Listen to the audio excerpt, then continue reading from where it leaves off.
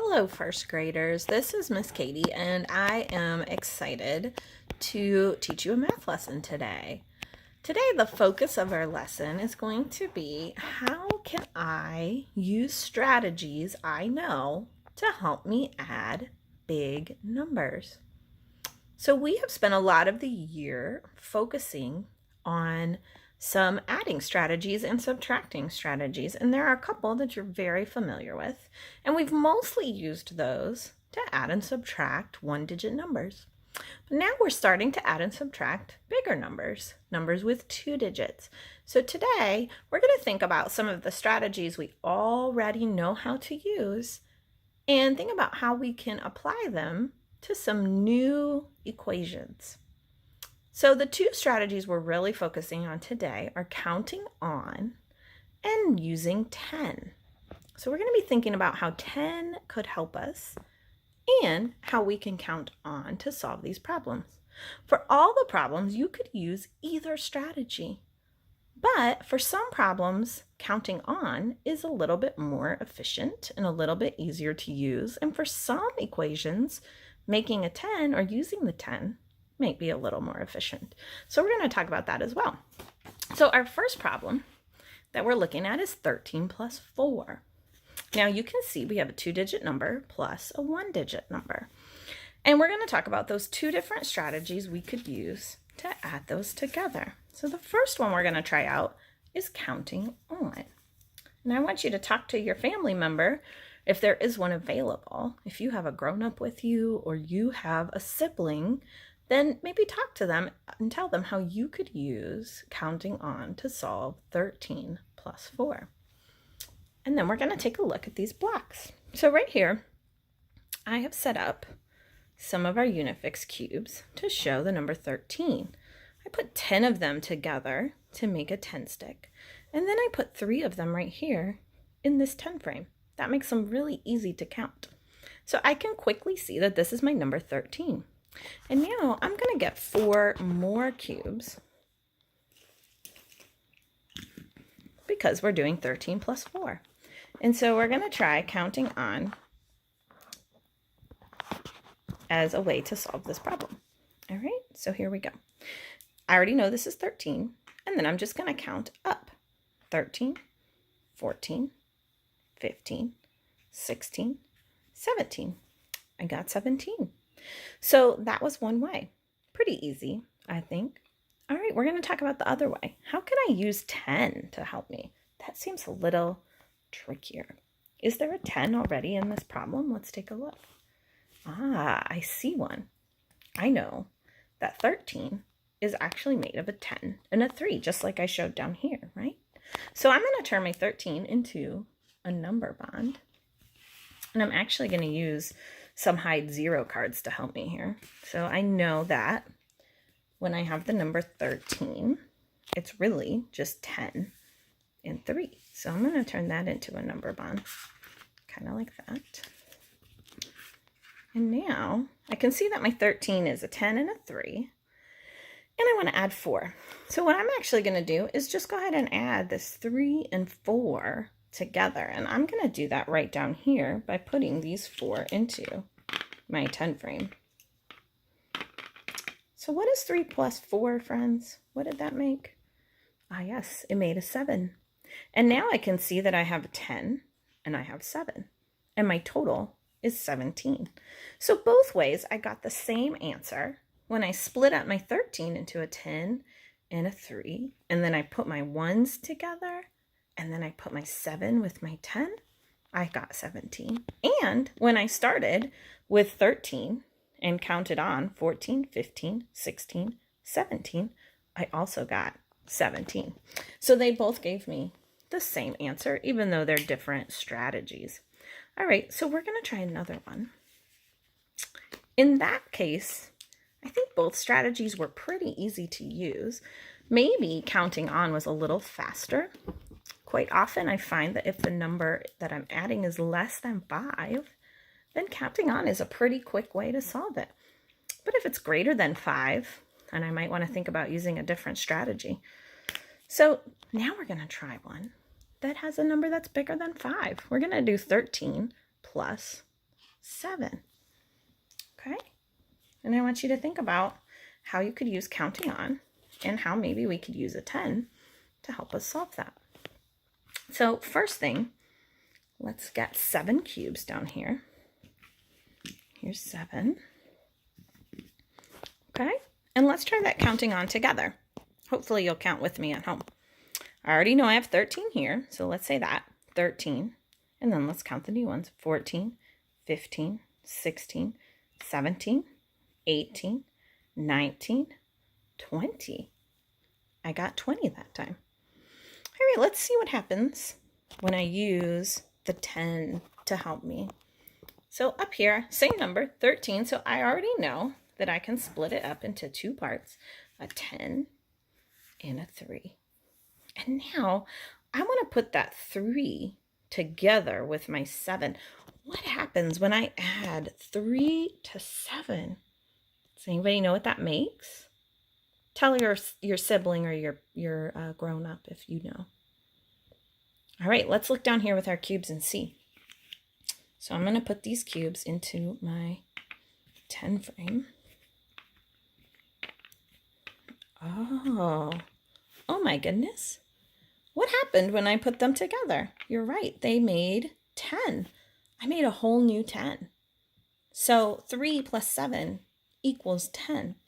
So now I can actually stack them all up into a stick because I have 10.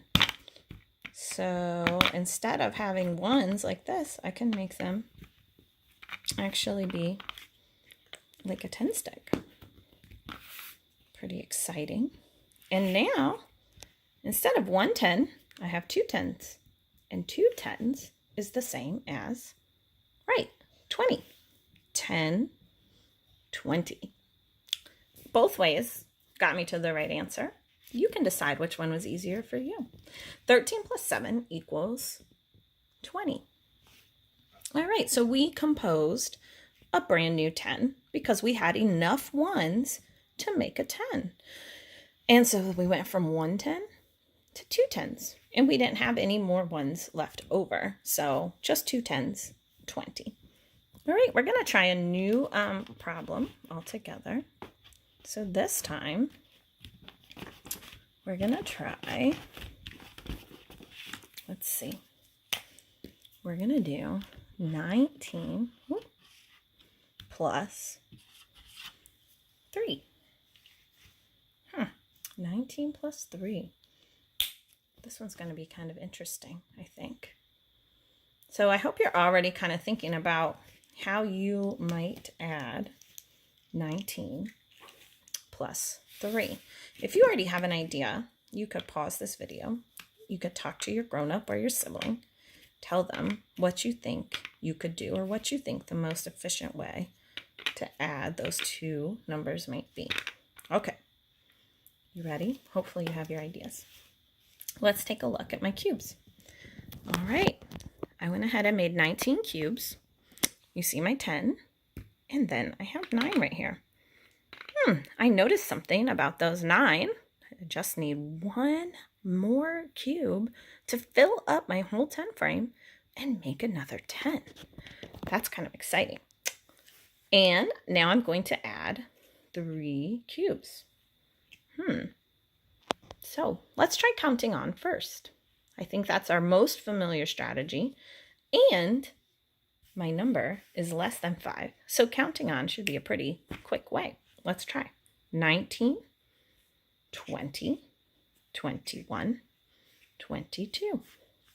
All right, so 19 plus 3, I got 22. That's one way. Now let's see if we could maybe use 10 to help us. I hope some of you already have some good ideas, and if you do, you can pause the video and tell your grown-up what you're thinking. All right, I'm going to tell you what I'm thinking. I see that there is 1 empty spot right here. So I'm thinking, where can I get 1 to put right here to help me make a whole new 10? And I see I have 3. So I have enough. I can take 1 and put it right here.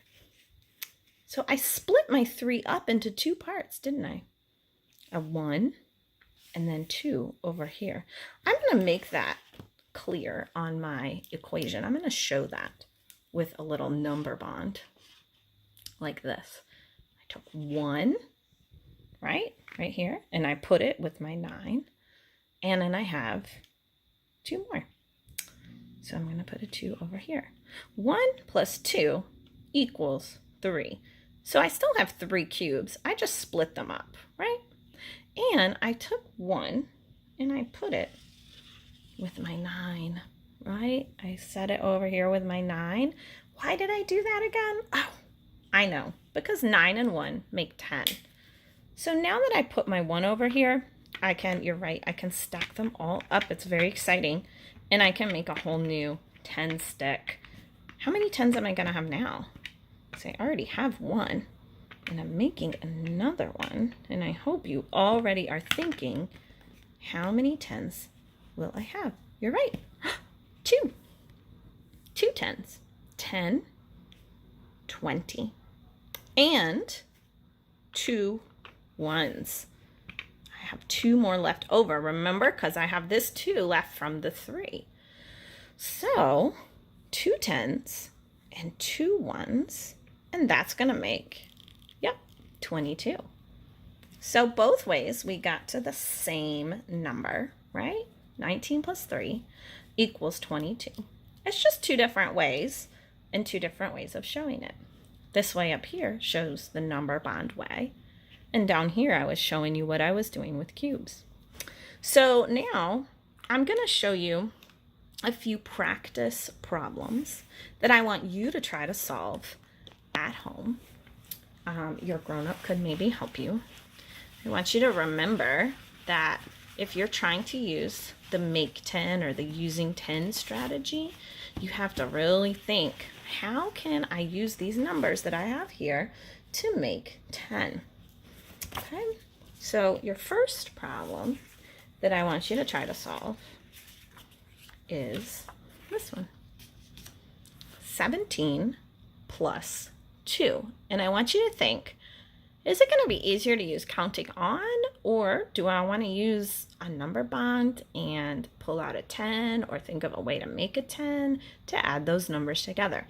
You can pause the video and try to solve that problem just for practice. All right, hopefully you solved that one. Let's try this one.